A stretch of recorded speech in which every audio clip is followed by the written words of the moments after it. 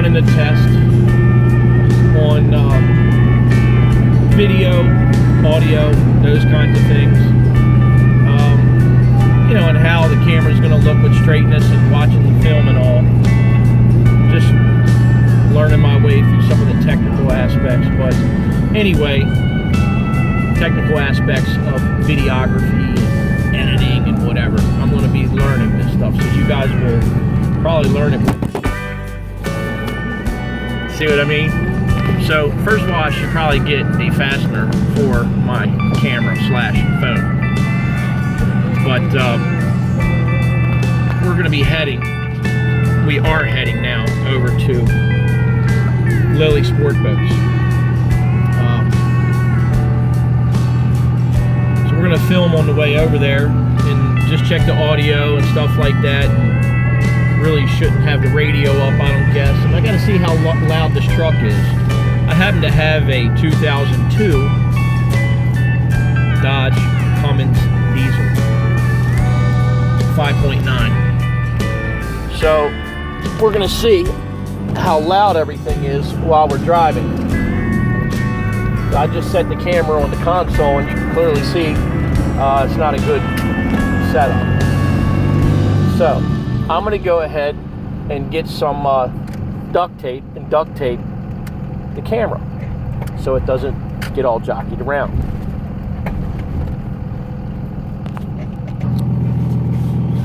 Okay guys, so anyway, we're back. I got you fastened.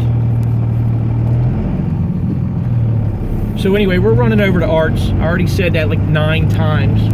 So I can probably practicing my editing skills. So anyway, I was saying, I got a loud truck, so I'm just gonna try to check the audio and that kind of thing and do a test on this, but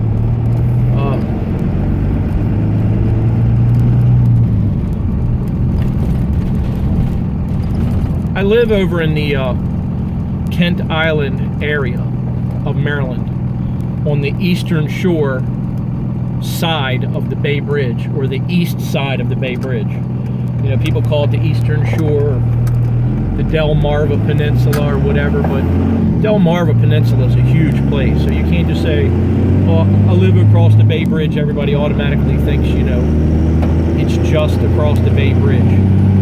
Delmarva area is huge. But anyway, I'm coming out of the Kent Island area and we're heading over to Arts. And I figure I'd give you just a little bit of a rundown on all aspects of the boat. You know, how I got into boating a little bit, the financial aspect of what it is to buy a boat or have a bank own a boat with you, have a loan and a note, make payments each month or buy one outright, have a warranty, not have a warranty, basic stuff like that, but also just what type of boat, speed boat, high performance boat.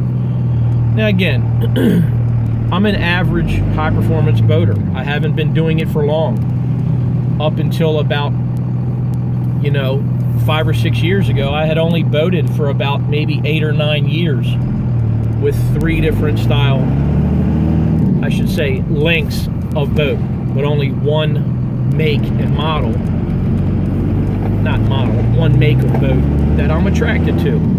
But I have never ridden in another speedboat. So it's not that I agree or disagree with any certain kind of boat or make or model. I just happen to like Fountain. My first boat was a 27 Fountain. I bought it right over here by the Bay Bridge Marina. And it's probably 2004, 2003, October, November, of all times to buy a boat.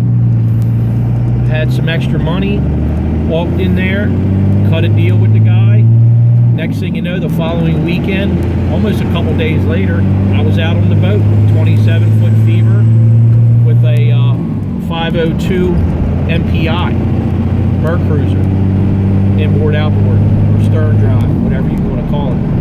So that was my first boat. So I've only been boating since then. I was attracted to power boating, like a lot of guys, with egos, and if you want to even false pride, kahunas, whatever you want to call it. I'm the man, you know. My uncle kids me. He calls speedboats penis extenders. A lot of you guys have heard that. You know, we're making up for other areas of our life that we lack in, so we have to have a powerboat to show everybody how powerboat performance we are. Not always. So, I used to hang out at a couple restaurants around here. There's several restaurants on the water, and I enjoyed it. And when I would go to those restaurants, grab some chicken wings and cold beer, whatever, there'd be these loud boats, these cool paint jobs on them. And usually there were some girls on those boats, or girls standing at the docks near those boats. Now, I'm not saying the girls didn't stand near the fishing boats or somebody with a little John boat or whatever, but most likely it was somebody that had a loud boat that sounded good, was high performance, with a cool paint job and a beautiful interior and a dashboard that looked kind of like a fighter jet. And I said, man, that would be nice one day to have one of them. And so that's what happened. I got attracted to it. And then I met a couple people who had one. There's one gentleman who happens to be, you know, an acquaintance slash friend. He's down in Ocean City now. He was from Baltimore. He used to come to Red Eyes every weekend with his boat. And I believe he had a 38 Wellcraft Scarab with twin, I want to say 6 1/4 Pro-charged Mercury engines. And I think the boat would run 90, 95 or whatever. I never rode on his boat, but I seen him a lot and talked to him a lot. And next thing you know, I just got the itch and I bought the 27-foot boat from All Pro Marine, which used to be partly owned by Chip Lowmiller, the kicker from the Washington Redskins, I don't know, 15, 20 years ago. I'm not much into football, I wouldn't know, but that's where I bought it from, right over here at the Bay Bridge Marina. So it was a cool boat, real pretty. Some people liked the paint job, some people didn't. It was kind of like what they call the West Palm paint job. It was, Fountain had colors called lipstick, either bright yellow or, I forget it. It wasn't mustard yellow, but it was a bright yellow color, and then of course teal. So it had the 3 colors and, you know, white gel coat, obviously. But I liked the boat. It was cool. It was kind of sexy, you know. And with 27-foot single screw, ran a 4-blade prop on it, and started working on it. Started having problems with the engine probably a couple, 3 months later, and I decided to upgrade the engine. And I went up to New Jersey to Fountain Performance.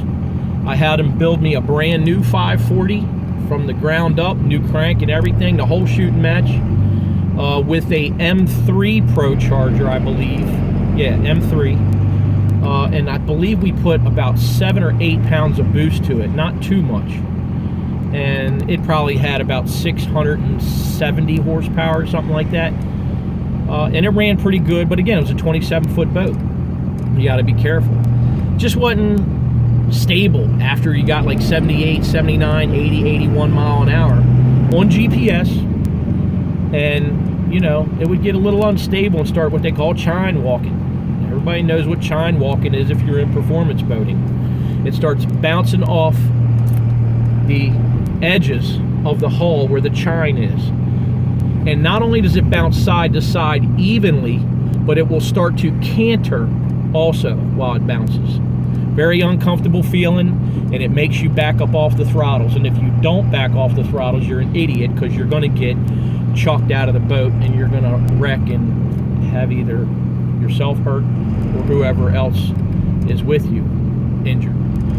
So that was the start of it, my 27 Fountain. And after that, time went on a little bit. I'm sitting in traffic going across the Bay Bridge.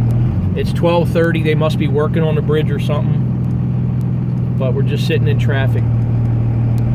We're at the foot of the bridge going westbound across it. So I'm guessing it was probably about 2007. And I said, I want to get a new boat. I still had the 27. I came into some pretty good amount of work, and I was steady. You guys already know, I told you I'm an electrician and specialize in certain kind of electrician work for car dealerships. And I built some clientele and some accounts and earned the trust of a lot of the industry.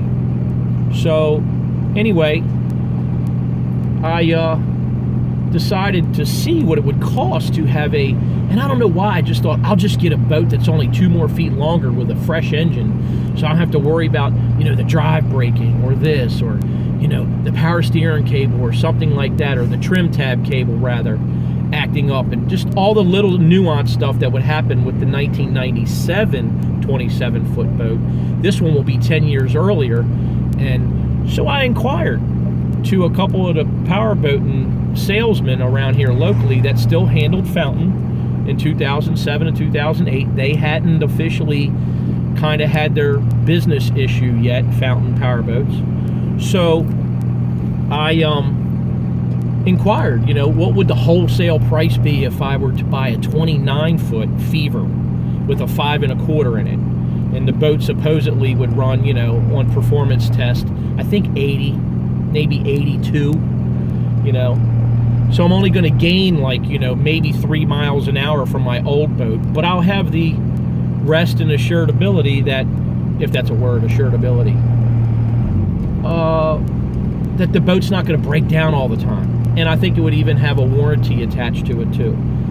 So I went online and also checked with some salesmen locally, and went online, and you couldn't get one built like in 2007 or 2008 for anything less than $172,000. So I was on eBay one day, clicking around, looking. I just typed in 29-foot Fever, 2006 to 2008, because the model year would have been 2008 at the time also. And I found a 2007 29-foot Fever in Washington State, 2,900 miles away from here, if not 3,100 miles away from Maryland, in Washington State, up near Seattle, at a dealer up there. And the gentleman who owned the boat had only put 7 hours on the boat. Not 17, not 27, not 107. 7 hours were on the boat. He bought it brand new from Fountain and ordered it from that dealer out there. Went to the factory, did the factory tour, met Reggie from what I understand. Again, this is just all according to what I was told. Took delivery of the boat, and he had the boat, I believe, 2 or 3 weeks or something like that, and he took it out for like his first weekend. And when he took it out on his first weekend, you can't make this stuff up, guys. Some of these things that just happen, you just wonder, is it real? Is it a coincidence or what? There are no coincidences in this world. I believe that now. So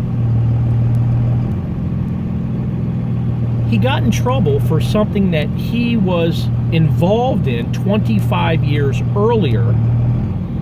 I don't need to, go into details or whatever.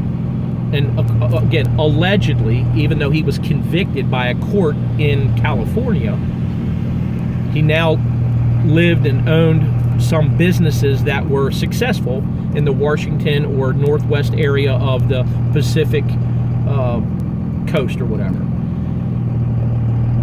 And he got locked up the same weekend, from what I understand, when he took the boat out for the first time.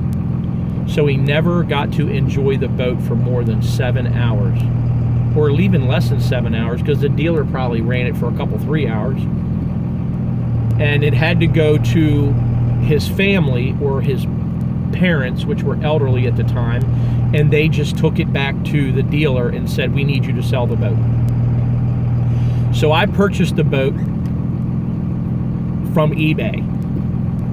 and it wasn't a, what do you call it, a bid process. You know, I was new to all that. Just hard to believe it was 10 years ago. 10 years ago to basically this month. And it said, buy it now. $99,000 even. And I thought, man, I'm already saving $72,000 and it only has 7 hours on it. And I seen pictures of it. It had the American flag on it. It's a beautiful boat. Click. I clicked buy it now. Still had the 27. My wife and I rode up there. Flew out there. Spent a couple days in Seattle. Beautiful area. Took the boat for a sea trial on whatever that big huge lake, or it wasn't the Puget Sound, but the one right inside. I forget the name of it. Beautiful. The mountains kind of come down and all the houses are placed around this, you know, up on the hills real high, and pretty good size, you know, lake. You could run the heck out of the boat for a good piece. Anyway, took out my deposit, put my deposit down on it, boom. Then had to have it shipped back. Cost, I think, $5,800, something like that, $6,100 by the time they brought it back. Dude drove it and was back here in 1 day flat. He drove straight through with the boat. A professional hauling company that the boat dealer uses from up that area. So no issues with it. And that's the 29. So went from a 27 to 29. I owned them both at the same time. And as if you're not bored enough already, now I'm sitting on the Bay Bridge, guys. We're on the actual Bay Bridge at northbound, what they call a sign number, N23, and then they go as they go across. So I'm at the foot of it going west on the Bay Bridge. So probably pick the camera up and show you, but I duct taped the camera to the dash, so I don't want to have to unstick it and then stick it and then jerk y'all all around. Speaking of editing skills. So, I don't know what's going on the Bay Bridge right now. They could be working, or it could be an emergency situation. Unfortunately, a lot of times, and I don't like to mention this, but people take their lives on this Bay Bridge. I'm not saying that's what happened right now. I'm just saying a lot of times, any traffic that stopped, and they close one lane and they only let 2 lanes go by, it's because they're either moving something or whatever. But they have been working on the bridge. They always are working on the bridge. The bridge is constantly, the Bay Bridge, the Chesapeake Bay Bridge, Chesapeake Bay Bridge that goes from Kent Island to Annapolis / Annapolis to Kent Island, is a 2-span bridge. There's 2 lanes on one side, 3 lanes on the other. And you can almost always tell if they're not doing construction and there's either traffic. It's number 1, because everybody's going to the beach or coming back from the beach. Or 2, there is construction. Just good old legitimate working on the bridge construction with trucks and workers and whatever's going on and blocking either 1, 2 lanes. And then they put the X's up in red or the green arrow for go. But sometimes you have people, unfortunately, get to their part of their life that are so worn down, so depressed, so sad, and feel like there's no other option in life, that they have taken their life on this bridge. I've seen somebody do it about 10 years ago, actually. Hard to believe it that long ago. Maybe that's another story for another time, but I did see somebody do that, and it affected me for a couple, 3 days. I had a hard time even going to work. It was hard to watch. So anyway, off to a more happier, brighter note. Again, what we were talking about is speedboats, powerboating, acquiring them, maintaining them, what you're doing with them. So I had both boats, the 27 and the 29. I took the 29 on a couple of poker runs. One was called Rock the Bay,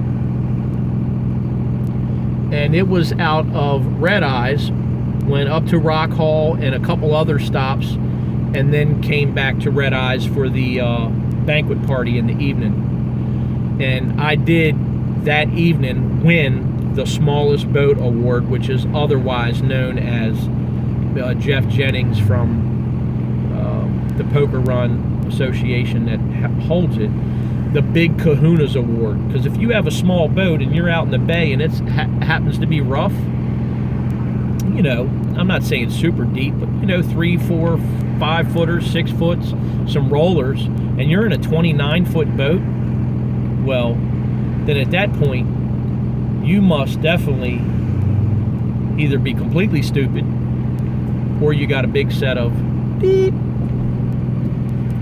Anyway, so I had the 29, and what I'm getting to is I only had it for a couple of months, the 29 and the 27. After that, I had them both together. 27 I was trying to sell. I had it locally down here at this one little place on the trailer with a for sale sign on it. Had a couple people bite on it. Just wanted to talk boats, which is what we do. We like to talk boats and power and what's it sound like, and can we take it for a sea trial? And no, not unless we got a deposit or sea trial money or something. We ain't just taking the boat out and breaking it so you can go for a ride. But the 29, as fast as it was, and it was a solid boat, and I did a run all the way to Cambridge also too. It was beautiful. The Cambridge races were out there actually, and Becky and I stayed overnight out there and took the boat from where I kept it on Red Eyes on B dock. I kept it on B dock, B10 at the time, the slip number, right behind the bikini contest. And I noticed when I got it back from that run, I didn't race the boat there. I just went to the races and enjoyed the weekend. Anyway, I noticed that the outdrive was leaking around the back seal. And I'm not going to say I was frustrated, but I'm like, I had only put maybe 20, 30 hours on the boat. It probably only had like 37 hours on it or something. And it was already like leaking. And I'm not saying I was upset, but I already knew it was going to be, you know, now I might be exaggerating to get my point across, because sometimes I do that. You know, here we go again, $1,500 or $2,000. I got to take it over to this repair shop, you know, blah, blah, blah. And I'm not saying that people rip you off. They don't just rip you off. If you don't know what you're doing and you can't repair the seal, or you don't know you don't have the tools to fix it, and if you do fix it, then you screw something up even worse, you go from $1,500 to $5,000 because you're an idiot and you were working on something you had no business working on. But that's what happens. That's what happens. So I kind of got, you know, not upset, but I was like, damn. So I said, you know, I want a faster boat anyway. And again, things were going kind of good. Business was kind of good still. So it was probably early 2008-ish. And I kind of got on a boat buying kick. So now I had 2 boats. Now I'm looking for a 3rd boat. And I even got rid of the other 2. So I remember seeing an ad or a video or either something on the Fountain website or something about the ICBM. And if anybody knows about back in the day with Fountain, you know, I don't want to get sidetracked either talking about this, but a lot of people be like, you know, the whole deep V versus catamaran and all that. I'm not here to talk about the difference between them and what's better about some and better about none. I'm just telling you my experience with my deep V Fountain. And I was like, man, that's the ICBM. And there used to be one that ran around over in Annapolis, and you would see it once in a while on the water and sometimes on the trailer going down the road. And huge letters. I mean, I'm exaggerating, but the damn letters used to seem like they were 5 feet tall on the side of the boat that said ICBM. Of course, I ain't know nothing about war. I didn't know what no damn ICBM was, but it looked cool. And somebody told me it was Intercontinental Ballistic Missile. So I'm like, whoa, what kind of boat could be named like that? And it looks like a missile with that sharp point on the front. People call it a beak or whatever. It ain't no damn beak. That's your opinion. Badass point come out. And again, 10 meter was 35 foot, I believe. And the 12 meter was a 40 foot. I don't know my metric / English conversion charts, but I do know that a 10 meter and a 12 meter, it's a 35 foot and a 40 foot. Man, we're talking about in the mid 80s, closing in on the early 90s. And again, I'm not no historian for Fountain at all, but I do know this. When you saw that 12 meter, and I think it even said 12 meter on the back of it, and it might even have been a 10 meter too. That's why they could have an ICBM as that. It's called the ICBM, and they came out with it again in 2007. A 35 foot twin 5 1/4 naturally aspirated fuel injection. Everybody who's looking at this or knows anything about boats for Mercury engines knows the 5 1/4 is a badass little engine, and it was coupled with the XR drive, which they're questionable for the power that they hold or don't hold or whatever, with the SSMs, Shorty Sportmasters, but not the 2-inch drop Sportmaster. These were the 1-inch short ones, SSMs. And that boat, I saw it and I said, man, that'd be great to have one of them. So I saw one for sale in Waukegan, Illinois. Sjogren, Scott Sjogren. So, I thought, well, what are my options? What kind of money can I come up with or whatever to get this boat? I can't pay cash for it, And again, it was only a year old, and I believe it only had 37 or 42 hours on it new. And it was owned by a gentleman down in North Carolina who used to take it to Lake Norman, I believe, in North Carolina.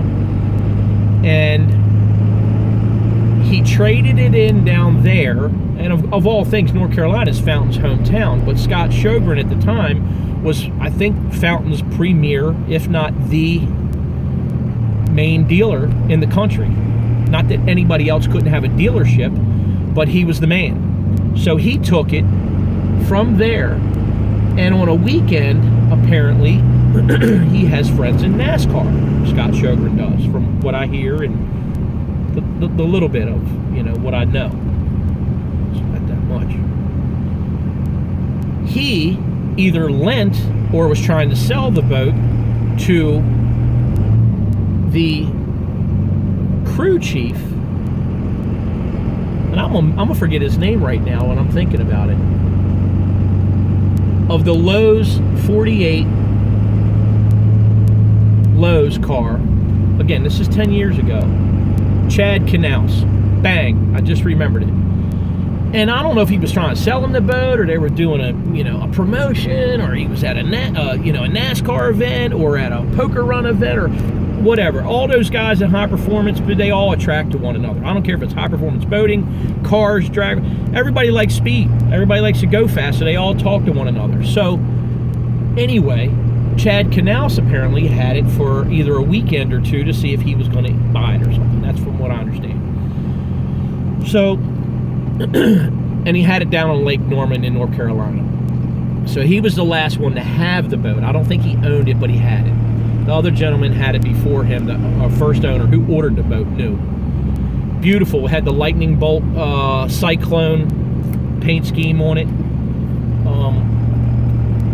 Beautiful interior with the new design interior, of 2007, when they started the more contoured seating and everything was more sleek. It was pretty nice. The wraparound windshield with the powder coated frames and things like that, instead of just the fairing windshields. They were made of plexiglass or whatever. So it was a whole different animal. And the boat supposedly would run 101 mile an hour to the performance sheet. So I called up to Sjogren